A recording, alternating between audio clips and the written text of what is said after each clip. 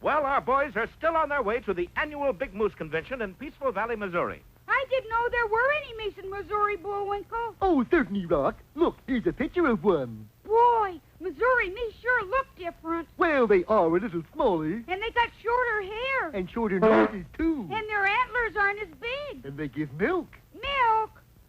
This isn't a moose, Bullwinkle. It's a cow. All the same, it's a honorary moose. How can a cow be an honorary moose? Well, we had a big membership drive a while back.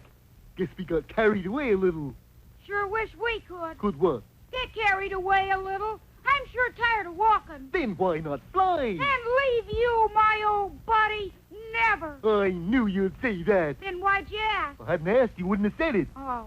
But meanwhile, fate is preparing a cruel blow for our boys in the shape of Boris Badenov, who has suddenly reformed due to a crack on the head. I won't do a thing that nasty, fearless leader tells me. But why, darling? Because he's a meanie. Shh, Boris, he might hear you. So I disobey all his orders.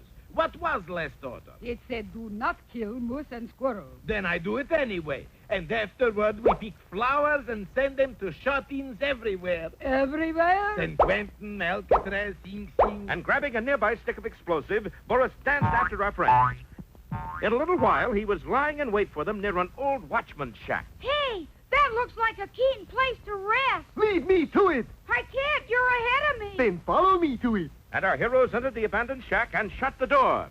Instantly, Boris grabbed a roll of wire and dashed round and round the tiny dwelling, wrapping it with loop after loop. Here we go, loopy-loo. Here we go, loopy-lie. In a few moments, the shanty was completely hog-tied, and inside, Bullwinkle was about to make a startling discovery. I'll get some wood and we'll start it. Start it. Hey, door must be swole up. Swole up my foot. Mine, too. It's all that walking. No, sir. That door is wired shut, and so are the windows. Now, who'd want to do a dizzy thing like that? That's easy. Dizzy Boris Badenov, who, thinking he was doing good deeds, lit the fuse on his stick of TNT. Law and order, blow them up, and then I cross the border.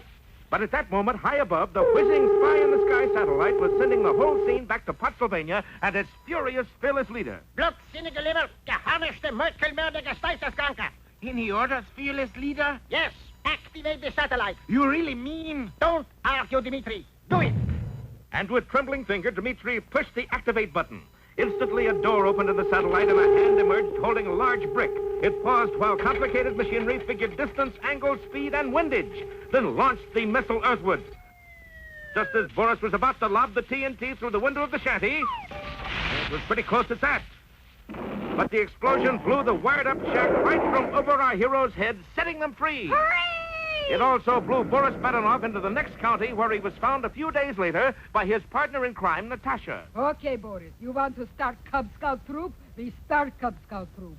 Cub Scouts, are you out of your mind? Boris, you mean... Oh, Natasha, shut up, you mouth. Oh, darling, you're back to abnormal. Yes, he certainly is. And what new peril does this hold for our friends? Be with us next time for Boris on a Broomstick or the Flying Sorcerer.